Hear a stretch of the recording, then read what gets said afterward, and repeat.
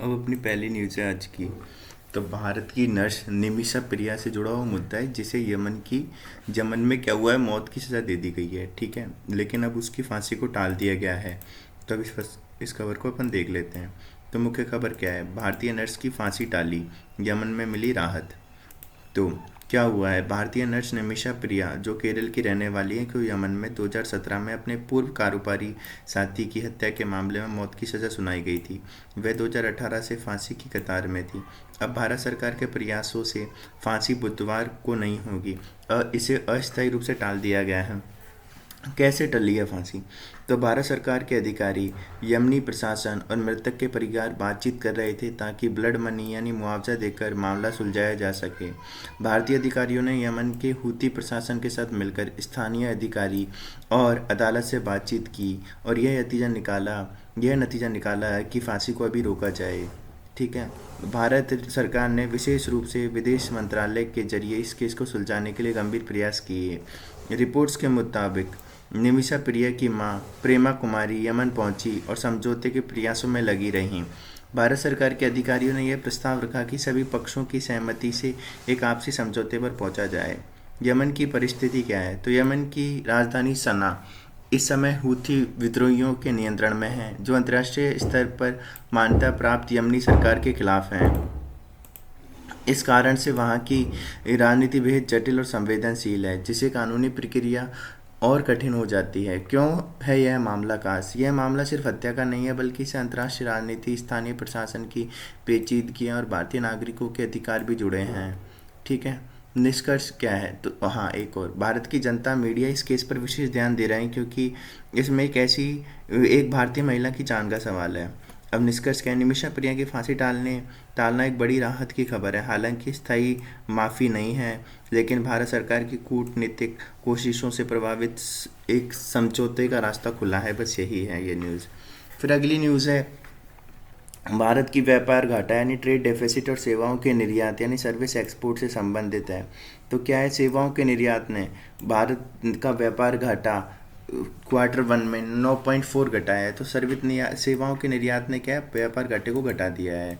फिर ये क्या कह रहा है ये न्यूज़ में? तो ये न्यूज़ में कह रहा है कि भारत का कुल व्यापार घाटा यानी कि आयात निर्यात का अंतर वित्तीय वर्ष 2025 की पहली तिमाही अप्रैल जून में 9.4 घटकर 20.3 बिलियन हो गया है। यह कमी मुख्यतः सेवाओं के निर्यात में लगभग 11% वृद्धि के कारण हुई है। फिर मुख्य आंकड़े क्या है? तो भारत का कुल निर्यात अप्रैल जून में 210.3 बिलियन है। पिछली तिमाही में कितना था?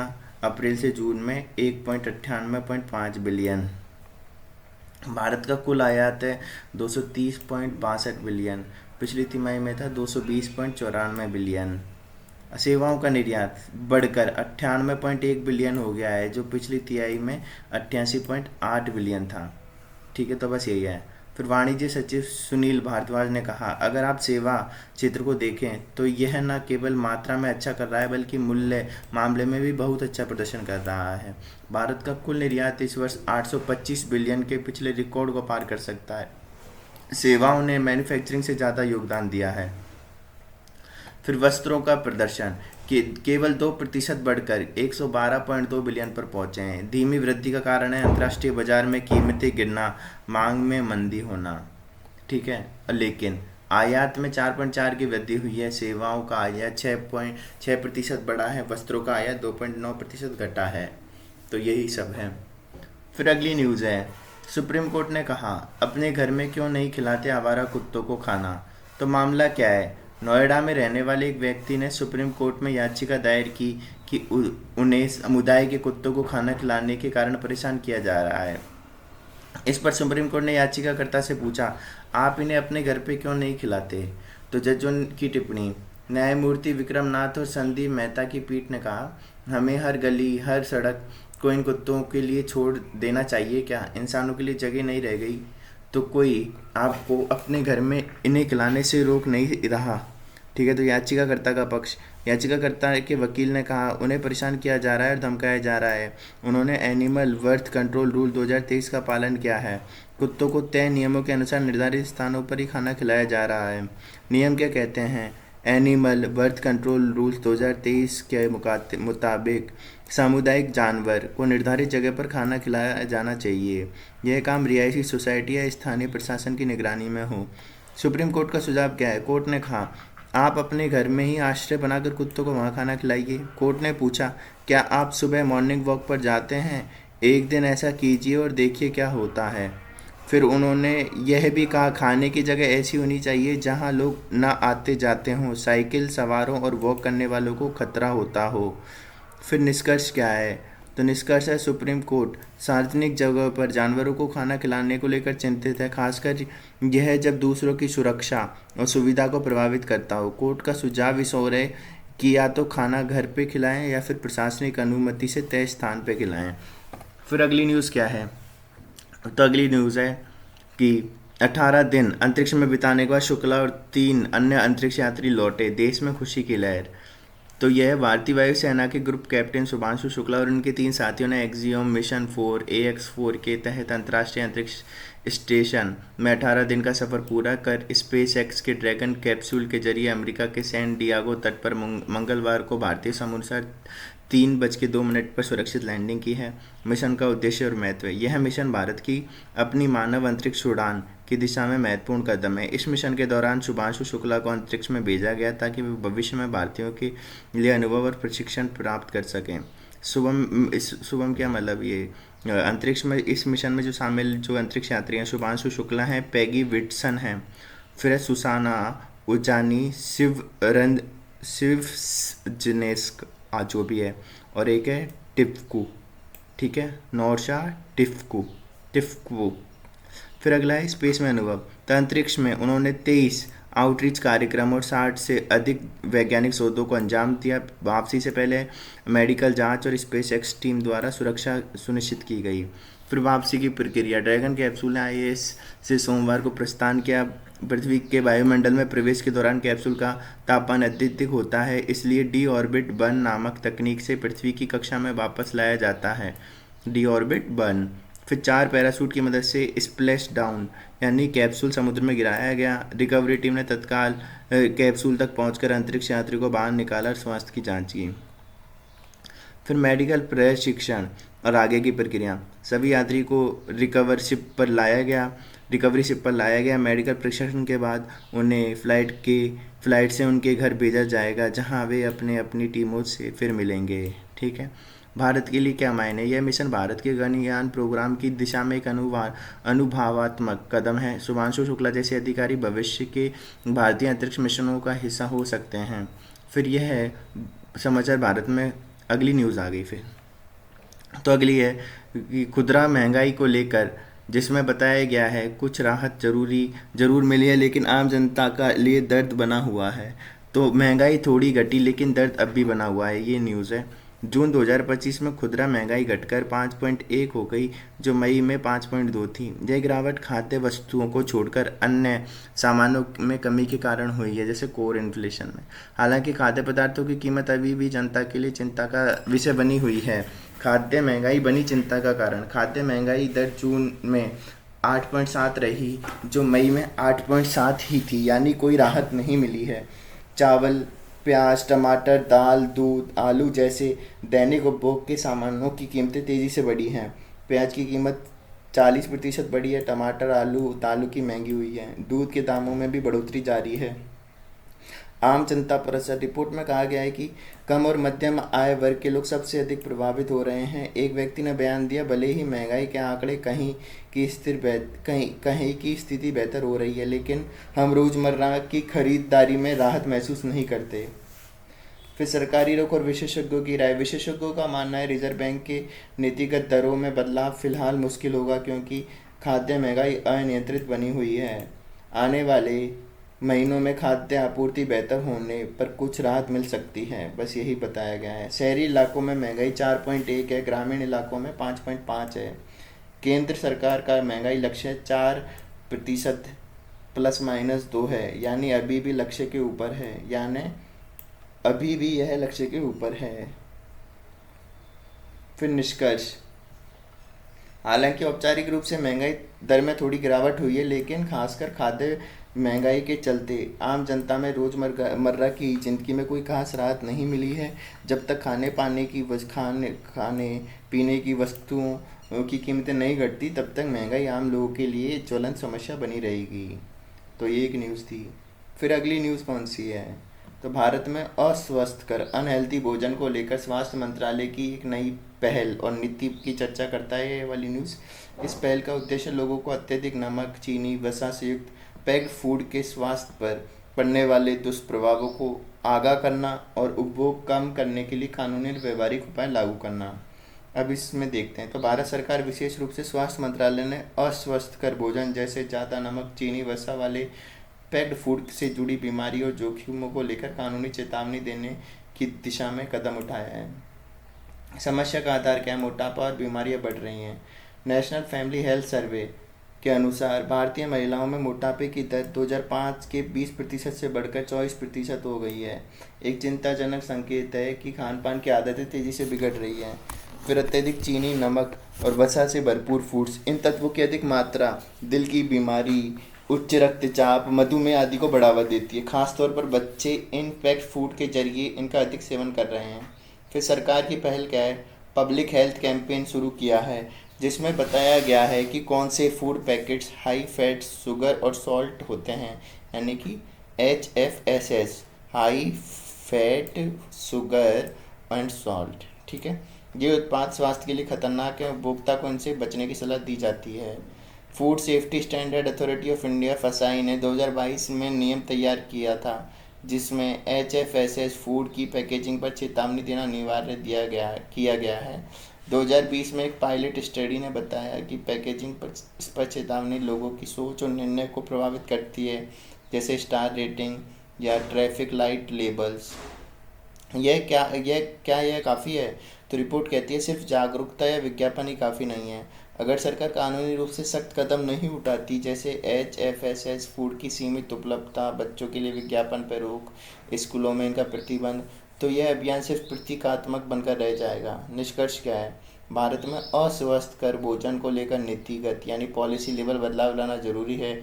अगर उपभोग को नियंत्रित नहीं किया गया तो यह देश के स्वास्थ्य के लिए लंबी अवधि की गंभीर चुनौती बन सकता है।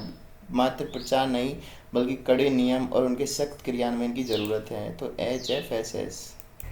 फिर एक न्यूज़ है कौन सी कि यह लेख क्या बता रहा है? किशोरों के बीच रिश्तों को आपराधिक बना देने की समस्या को उजागर करता है, खासकर POCSO protection of children from sexual offence कानून के तहत। यह चर्चा करता है कि कैसे प्यार या सहमति पर आधारित किशोर संबंधों को बलात्कार और यौन शोषण जैसे अपराधों की श्रेणी में रख दिया जाता है और इसके गंभीर सामाजिक कानूनी परिणाम होते हैं। पोस्को कानून का उद्देश्य बच्चों को यौन शोषण से बचाना है, लेकिन किशोरों के आपसी सहमति वाले संबंध को भी अपराध बना देता है, जिससे कई मासूम युवा जेल चले जाते हैं। पोस्को कानून क्या है? यह कानून 18 साल से कम उम्र के बच्चों को यौन अपराधों से सुरक्षा देता है। इसके तहत सहमति की कोई वैधता नहीं मानी जाती, यानी अगर दोनों किशोर सहमति से शारीरिक संबंध बनाते हैं तब भी यह अपराध माना जाता है। सज़ा 10 से 20 साल तक की हो सकती है। डेटा और न्यायपालिका की चिंता। रिपोर्ट के अनुसार किशोरों के बीच सहमति वाले संबंधों से जुड़ी शिकायतें बढ़ रही हैं। 2022 में दिल्ली हाई कोर्ट और 2023 में मद्रास हाई कोर्ट ने चिंता जताई कि पोस्को का दुरुपयोग किया जा रहा है। राष्ट्रीय अपराध रिकॉर्ड ब्यूरो NCRB के अनुसार 23% से ज़्यादा यौन अपराधों के केस ऐसे हैं जिनमें किशोर किशोरी की सहमति वाले संबंध शामिल थे। कौन दर्ज करा रहा है केस? अक्सर माता पिता ही लड़के पर केस कर देते हैं, क्योंकि वे उस रिश्ते से नाराज होते हैं। प्रेम संबंधों को अपहरण या बलात्कार का नाम देकर पोस्को के तहत शिकायत दर्ज करवा दी जाती है। इससे न केवल लड़का अपराधी बनता है, बल्कि लड़की को भी सामाजिक कलंक और मानसिकता उत्पीड़न झेलना पड़ता है। कोर्ट्स की राय। कई उच्च न्यायालयों ने पोस्को के दुरुपयोग पर सवाल उठाया है। अदालतों ने सुझाव दिया कि किशोरों के बीच आपसी सहमति वाले संबंध को पोस्को से बाहर रखा जाए। सहमति को समझने और पहचानने की आवश्यकता है। लेखकों का सुझाव क्या है? किशोरों के रिश्ते को लेकर व्यवहारिक, संवेदनशील और वैज्ञानिक दृष्टिकोण अपनाना चाहिए। कानून में संशोधन की जरूरत है ताकि मासूम किशोरों की मासूम किशोरों को अपराधी न बनाया जाए, यौन शिक्षा और संवाद को बढ़ावा देना चाहिए। निष्कर्ष क्या है? पोस्को कानून एक महत्वपूर्ण सुरक्षा कवच है, लेकिन इसका सख्त और एक तरफा इस्तेमाल उन किशोरों को भी निशाना बना रहा है जो आपसी सहमति से संबंध में है। लेख का उद्देश्य यह बताना है कि किशोर संबंध अपराध नहीं होता। समाज कानून को इस फर्क को समझना होगा। फिर अगली न्यूज़ क्या है?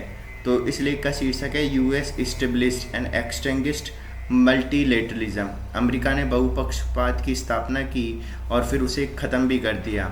ठीक है, तो ये वाली न्यूज़ क्या है? अमेरिका की भूमिका और झटका। लेखक बताते हैं डोनाल्ड ट्रंप केवल एक व्यक्ति नहीं है बल्कि एक वैश्विक बदलाव की प्रतीक है। ठीक है, तो अमेरिका अब केवल क्या कर रहा है? द्विपक्षीय समझौते कर रहा है, अपनी व्यक्तिगत ताकत का इस्तेमाल कर रहा है, न कि वैश्विक सहमति पर आधारित समझौतों का। अमेरिका की रणनीति अब चीन को रोकना और आत्मनिर्भर बनना हुआ है। वह विश्व के बाकी देशों पर निर्भर नहीं रहना चाहता। बहुपक्षीयता का अंत। तो लेखक कहते हैं कि ब्रिक्स शिखर सम्मेलन 2025 में अमेरिका की भूमिका की आलोचना की गई थी, लेकिन 26 घोषणा में छुपा दी गई। यूनिलेटरल टैरिफ अब आम हो गए हैं जो बहुपक्षीयता के खिलाफ हैं। इससे दुनिया में सहयोग नहीं बल्कि शक्ति के असंतुलन की स्थिति बनी है। फिर है भारत का अवसर। भारत अब पहली बार आज़ादी के बाद इस स्थिति में है कि वह वैश्विक नेतृत्व कर सकता है। कम लागत में बड़े प्रोजेक्ट को अंजाम देना, विदेश नीति में संतुलन बनाना, विकासशील देशों का नेतृत्व करना। भारत को चाहिए वह रणनीतिक स्वायत्तता की नीति अपनाए, यानी किसी भी ताकतवर देश की झुकाव नीति न अपनाकर अपना स्वतंत्र रुख रखे। फिर वैश्विक दक्षिण का नेतृत्व। तो ब्रिक्स और अन्य समूह के जरिए भारत को यह प्रयास करना चाहिए कि वह विकासशील देशों की आवाज़ बने। भारत पहले ही यूनेस्को के कार्यकारी बोर्ड का उपाध्यक्ष बन चुका है। भारत को एशियान जैसे संगठनों से मजबूत व्यापार समझौते करने चाहिए। पाकिस्तान या चीन से दबाव में नहीं आना चाहिए। तकनीकी और रक्षा रणनीति। लेख में कहा गया है कि नए दौर में अंतरिक्ष, ऊर्जा, डेटा, मानवाधिकार, तकनीकी क्षेत्र में ही वास्तविक शक्ति होगी। भारत को उसी दिशा में काम करना चाहिए जैसे रूस, चीन, अमेरिका कर रहे हैं। फिर ब्रिक्स और भविष्य की रणनीति। 2026 में होने वाले ब्रिक्स शिखर सम्मेलन भारत के लिए अवसर है कि यह बहुपक्षीयता को फिर से स्थापित करे। G77 जैसे पहले कमज़ोर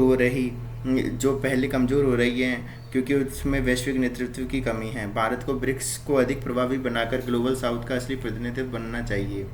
फिर ऐसी निष्कर्ष क्या है? तो यह लेख भारत को एक वैकल्पिक वैश्विक नेतृत्व के रूप में देखता है, खासकर ऐसे समय में जब अमेरिका बहुपक्षीय संस्था को दरकिनार कर रहा है।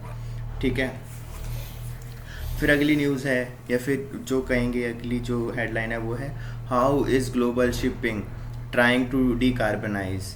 तो वैश्विक शिपिंग कार्बन मुक्त कैसे होने की कोशिश कर रही है। तो वैश्विक शिपिंग उद्योग 2040-50 तक कार्बन मुक्त यानी डीकार्बनाइज बनने की दिशा में काम कर रहा है। इसमें भारत के लिए बड़ा अवसर है, विशेषकर ग्रीन अमोनिया, ग्रीन हाइड्रोजन और ग्रीन फ्यूल के उत्पादन में। फिर शिपिंग के कार्बन मुक्त होने की योजना। तो वैश्विक शिपिंग 2040-50 तक कार्बन उत्सर्जन को शून्य करने की दिशा में बढ़ रहा है। वर्तमान में जहाज बहुत कम सल्फर वाला फ्यूल ऑयल, तो कौन सा कम सल्फर वाला fuel oil, very low sulphur fuel oil, diesel और लिक्विड फॉर्म में मीथेन का उपयोग करते हैं। आने वाले समय में जहाज LNG, लिक्विफाइड नेचुरल गैस से ग्रीन अमोनिया और ग्रीन मैथनॉल, बायोफ्यूल जैसे स्वच्छ ईंधनों की ओर बढ़ेंगे। ग्रीन फ्यूल कैसे बनते हैं? जल के इलेक्ट्रोलाइसिस द्वारा, जिसमें नवीकरणीय बिजली जैसे सौर पवन का प्रयोग किया जाता है। ग्रीन अमोनिया ग्रीन हाइड्रोजन से बनता है और उर्वरकों में LNG के स्थान पर प्रयोग किया जाता है। फिर ग्रीन मैथनॉल हाइड्रोजन और कार्बन डाइऑक्साइड से प्राप्त होता है CO2 को रिसाइकल करके। ठीक है, तो ग्रीन मैथनॉल हाइड्रोजन और कार्बन डाइऑक्साइड से प्राप्त होता है CO2 को रिसाइकल कर। फिर उपयोग में कठिनाई। शिपिंग उद्योग बहुत कंजर्वेटिव, रूढ़िवादी है और नई तकनीकें धीरे धीरे अपनाई जाती हैं। अमोनिया जहरीला होता है, उसे सुरक्षित रूप से संभालना चुनौतीपूर्ण है।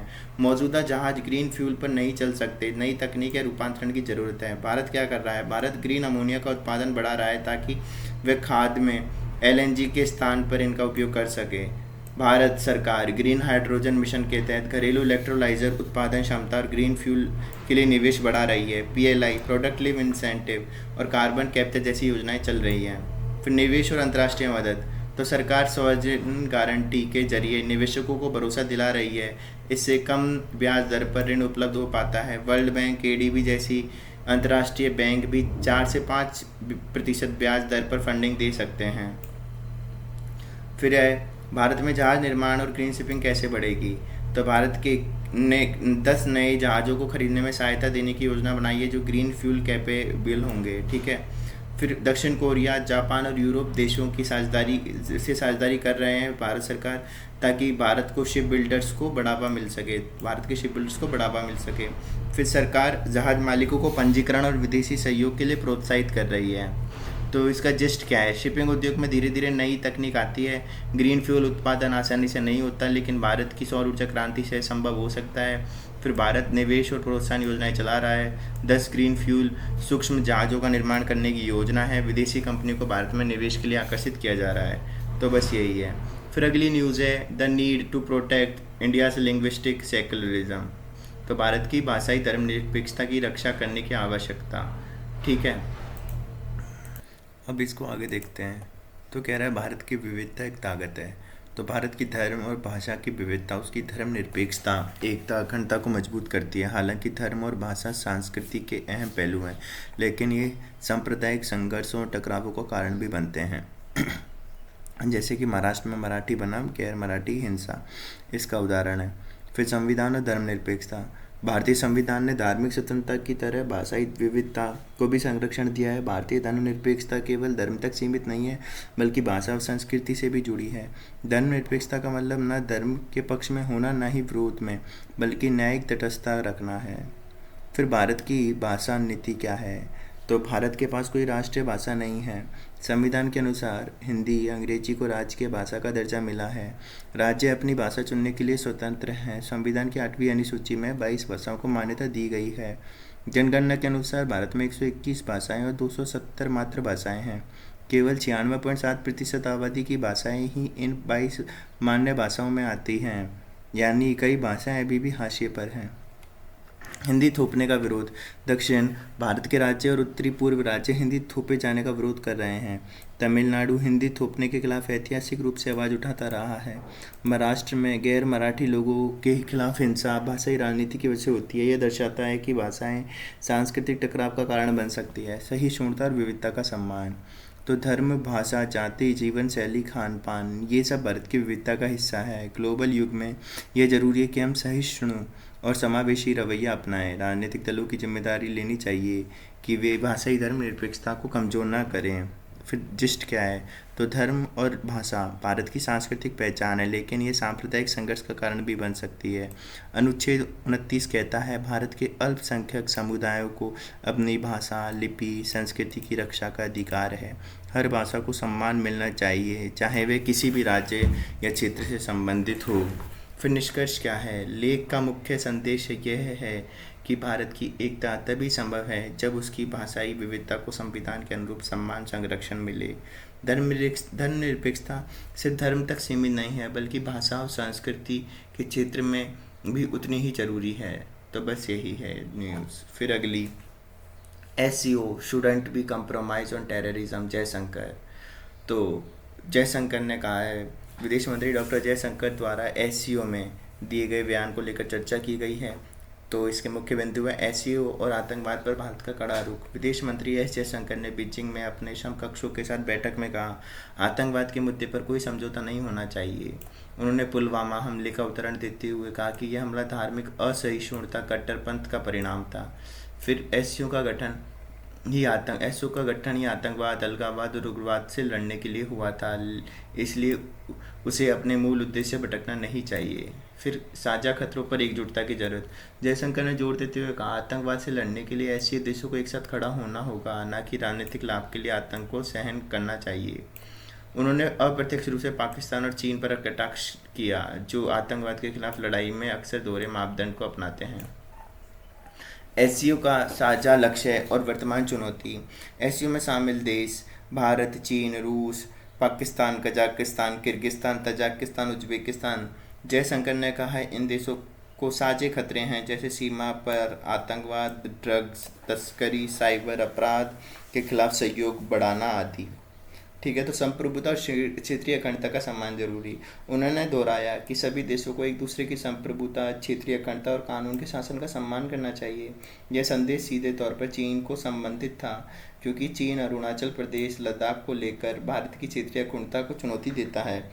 फिर भविष्य की दिशा, एससीओ की भूमिका। भारत चाहता है कि एससीओ अपने मूल लक्ष्यों जैसे कि आतंकवाद के खिलाफ सख्त कदम, क्षेत्रीय स्थिरता, आपसी सहयोग, विकास और व्यापार पर दृढ़ता से खड़ा रहे। निष्कर्ष, भारत ने एससीओ मंच से एक स्पष्ट संदेश दिया कि आतंकवाद पर कोई समझौता नहीं हो सकता। फिर क्या है, सदस्य देशों के दोहरे मापदंड से बचना होगा, वास्तविक सहयोग दिखाना होगा। तो यह बयान पाकिस्तान और चीन जैसे देशों के लिए राजनयिक चेतावनी भी है। फिर अगली न्यूज़ है, confined field trials of GM maize to begin at Punjab university. तो पंजाब यूनिवर्सिटी में जीएम मक्का की सीमित खेत परीक्षण पर शुरुआत हुई है। इसमें पंजाब कृषि विश्वविद्यालय लुधियाना में जेनेटिक मॉडिफाइड मक्का के सीमित खेत परीक्षण शुरू करने की योजना का उल्लेख है। क्या होने जा रहा है, पंजाब कृषि विश्वविद्यालय में इस खरीफ मौसम में जेनेटिक मॉडिफाइड मक्का 2 प्रकार का सीमित खेत परीक्षण शुरू किया जाएगा। इसे जेनेटिक इंजीनियरिंग अप्रेजल कमेटी द्वारा मंजूरी दी गई है, जो भारत में जैव प्रौद्योगिकी से संबंधित फसलों की निगरानी करने वाली शीर्ष संस्था है। जीईएसी की अनुमति पंजाब सरकार से सहमति मिलने के बाद दी गई है। जीएम मक्का का उद्देश्य क्या है, तो परीक्षण का उद्देश्य है ग्लाइफोसेट, तो ग्लाइफोसेट के नामक खरपतवार की प्रभावशीलता को परखना। ठीक है, तो ऐसे मक्के का प्रकार तैयार करना जो खरपतवार नियंत्रण के लिए बेहतर होगा। फिर मक्के की किस्म और कीट प्रतिरोधक भी होंगी।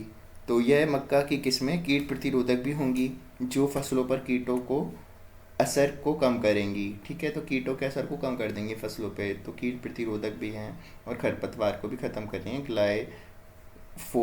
ग्लाइफोसेट नामक खरपतवार नाशी।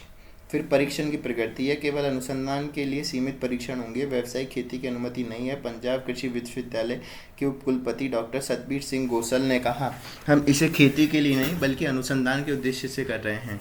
विरोध और चिंता, तो एक संगठन coalition for GM free India ने इस परीक्षण का विरोध किया। संगठन की प्रमुख कविता कुरुगंती ने पंजाब सरकार से आग्रह किया। संगठन की प्रमुख जो हैं कविता कुरुगंती ने पंजाब सरकार से आग्रह किया है कि वे अपनी अनापत्ति प्रमाण पत्र को वापस लें। ठीक है, यानी कि नो ऑब्जेक्शन सर्टिफिकेट को वापस लें। उनका कहना है कि ग्लाइफोसेट एक खतरनाक रसायन है जिससे मानव स्वास्थ्य और पर्यावरण को नुकसान होता है। अंतर्राष्ट्रीय स्तर पर भी इसके खिलाफ कई वैज्ञानिक चेतावनी दी गई है। भारत में इसे लेकर कानूनी पाबंदियां हैं। एक गंभीर सवाल, विरोध करने वालों ने सवाल उठाया है कि अगर सरकार खुद ग्लाइफोसेट को खतरनाक मानती है और उसे प्रतिबंधित लगाने की मांग करती है, तो फिर ऐसी मक्का की किस्मों का परीक्षण कैसे करवा सकती है जिनमें रसायन का प्रयोग किया जाएगा। निष्कर्ष संक्षेप में, पंजाब में जीएम मक्का की समिति खेत परीक्षण की योजना को जीईएसी और राज्य सरकार से हरी झंडी मिल चुकी है। हालांकि इस विरोध में कृषि विशेषज्ञ और संगठनों ने गंभीर सवाल खड़े किए हैं, खासकर ग्लाइफोसेट के इस्तेमाल को लेकर। यह मामला जैव प्रौद्योगिकी और खाद्य सुरक्षा और पर्यावरणीय चिंताओं के बीच संतुलन का है। बस यही है। फिर अगली न्यूज है, India receive GEF 404 engine for fighter jets. तो क्या हुआ है, भारत ने अमेरिका से GEF 404 इंजन की दूसरी खेप प्राप्त कर ली है। ये इंजन भारत के हल्के लड़ाकू विमान LCA तेजस मार्क 1A के लिए मंगवाए गए हैं। HAL की भूमिका क्या है, HAL को यह इंजन मिला है वर्तमान वित्तीय वर्ष के अंत तक 12 और GEF 404 इंजन मिलने की उम्मीद है। HAL इंजनों का उपयोग LCA mark 1A fighter jet में फिट करेगा। डिलीवरी में देरी क्यों हुई, तो इन इंजनों की आपूर्ति में लगभग 1 साल की देरी हुई है। कारण था अमेरिकी निर्माता द्वारा सप्लाई चेन में व्यवधान। फिर भारतीय वायुसेना IAF की योजना, IAF ने LCA मार्क 1A 83 लड़ाकू विमानों को ऑर्डर दिया है। साथ ही 97 अतिरिक्त विमानों की खरीद के प्रस्ताव के लिए रक्षा मंत्रालय की मंजूरी के बाद अगली प्रक्रिया में बढ़ाया गया है। HAL का लक्ष्य है भविष्य में 20 लड़ाकू विमान भारतीय वायुसेना को सौंप दिए जाएं। पहले इंजन की डिलीवरी, मार्च में HAL को पहला GEF 404 इंजन प्राप्त हुआ। दोनों इंजनों को LCA मार्क 1 ए जेट्स में एकीकृत किया जाएगा। निष्कर्ष, तो अमेरिका से मिले जीई F-404 इंजन भारत के आत्मनिर्भर लड़ाकू विमान कार्यक्रम तेजस के लिए एक बड़ी उपलब्धि है। HAL पर अब इन इंजनों को तेजस मार्क 1A फाइटर जेट्स के एकीकृत करने की जिम्मेदारी है। बस यही है। फिर अगली न्यूज़ है 97% अछूत यानी अनटचेबिलिटी से जुड़े मामले अदालतों में लंबित है। रिपोर्ट का स्रोत, तो यह रिपोर्ट संविधान के तहत बने सिविल अधिकार संरक्षण अधिनियम protection of civil right act 1955 के तहत दर्ज आपराधिक मामलों की समीक्षा पर आधारित है। यह रिपोर्ट 2022 के लिए सामाजिक न्याय और अधिकारिता मंत्रालय द्वारा प्रकाशित की गई है।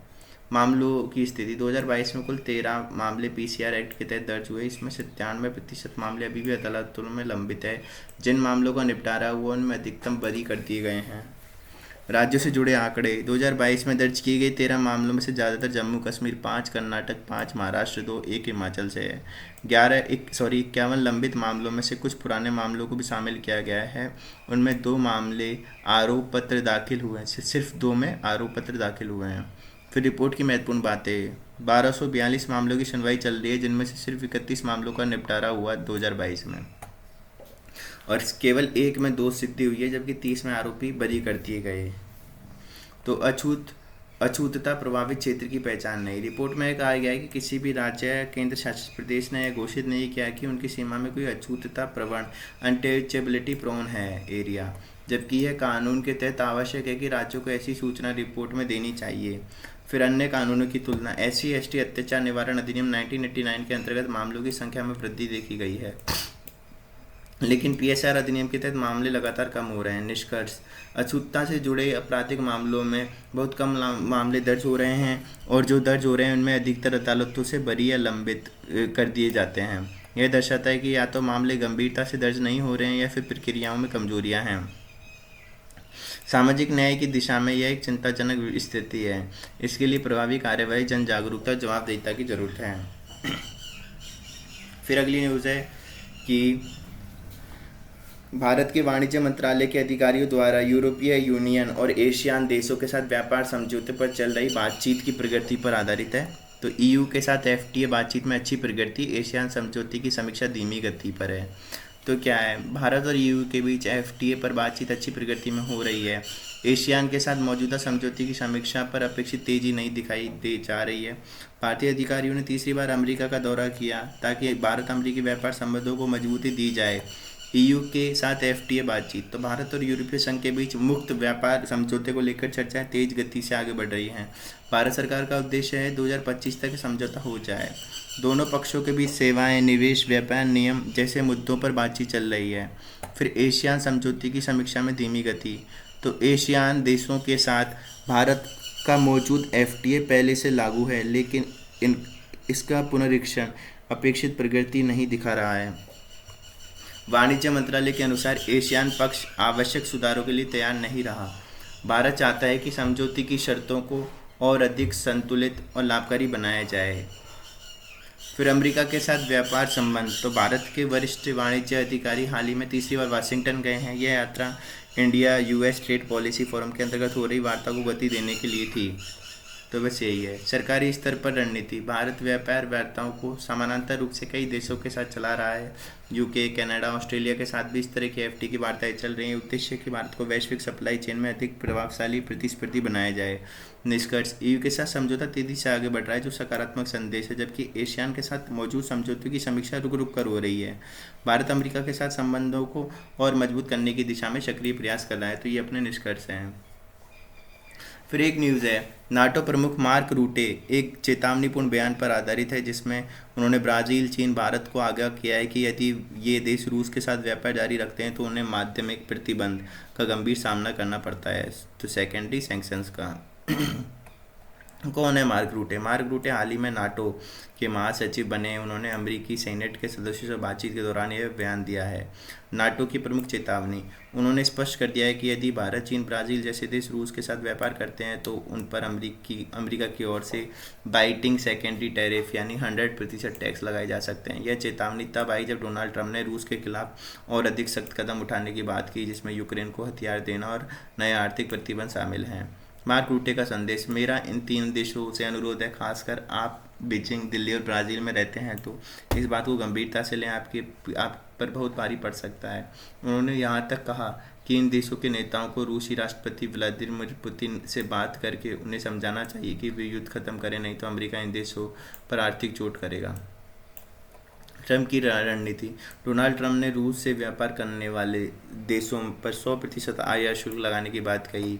यह कदम तब लागू किया जा सकता है जब रूस 50 दिन के भीतर शांति समझौते पर राजी न हो जाए। निष्कर्ष। मार्क रूटी की ये चेतावनी बताती है अमेरिका और नाटो सिर्फ रूस पर नहीं बल्कि उसके व्यापार सहयोग पर दबाव बनाने की रणनीति अपना रहे हैं। यदि भारत, चीन, ब्राज़ील रूस से संबंध जारी रखते हैं तो आर्थिक प्रतिबंधों का सामना करना पड़ सकता है। फिर अगली न्यूज़ है अंधकार का नृत्य, ब्लैक होल मर्जर पर नई खोज। तो ब्लैक होल मर्जर क्या है? तो जब दो ब्लैक होल यानी बेहद घने वस्तुएं कि जिनकी गुरुत्वाकर्षण शक्ति इतनी ज़्यादा होती है कि वे प्रकाश भी उनसे बाहर नहीं निकल सकता, एक दूसरे के पास आकर घूमने लगते हैं, तब धीरे धीरे वे ऊर्जा खोते जाते हैं। ये ऊर्जा ग्रेविटेशनल वेव्स के रूप में अंतरिक्ष में फैलती हैं। ठीक है, जब वे बहुत पास आ जाते हैं तब वे आपस में टकराकर एक बड़े ब्लैक होल में बदल जाते हैं। इसे ही ब्लैक होल मर्जर कहा जाता है। कैसे पता चलता है ब्लैक होल मर्जर की घटना? तो ये मर्जर बहुत भारी गुरुत्वाकर्षण तरंगें छोड़ता है। धरती पर स्थित विशेष वेधशालाएँ जैसे LIGO, विर्गो, कागरा, जापान इन तरंगों को पकड़ सकती है। इनसे वैज्ञानिक ब्रह्मांड के बारे में जानकारी प्राप्त करते हैं। नई खोज GW 231123। ठीक है, ये वैज्ञानिकों ने GW 231123 नामक ब्लैक होल मर्जर को दर्ज किया जिसकी गुरुत्वाकर्षण तरंगें 23 नवंबर 2023 को आई थी। ठीक है, और इस घटना में विश्व के क्या हुआ है,